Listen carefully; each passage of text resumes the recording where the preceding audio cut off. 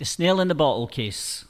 This site was improved by Renfrewshire Council in 2012 with the support of Celia Lawson, Provost of Renfrewshire 2007 to 2012, and assisted from Redcare College and the Cooperative Funeral Care.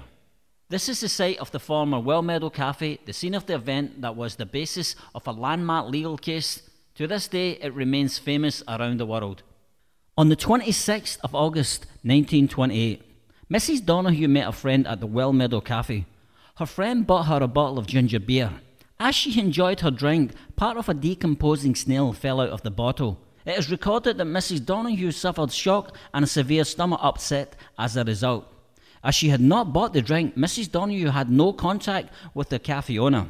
The case made on Mrs. Donahue's behalf therefore focused on whether the manufacturer and the bottle of the drink, David Stevenson, should be held responsible.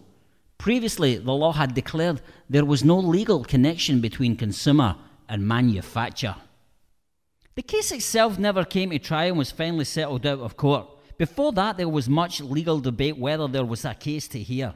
In May 1932, the House of Lords ruled there was. Lord Aitken looked to the Bible of the story Good Samaritan and the principle of loving your neighbour to help him decide.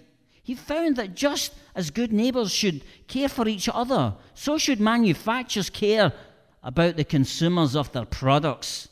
The Donahue versus Stevenson case established the precedence of negligence based on the neighbour principle and has been followed internationally by courts since. This memorial space was previously opened on the 29th of September 1990 by the Right Honourable Lord Mackay of Clanfern during the Paisley Conference on the Law of Negligence. The land was dedicated to the public by the Cooperative Wholesale Society Limited. The rule that you are to love your neighbour becomes in law, you must not injure your neighbour. And the lawyer's question, who is my neighbour, received a restricted reply. You must take reasonable care to avoid acts or omissions which you can reasonably foresee would be likely to injure your neighbour. Who then, in law, is my neighbour?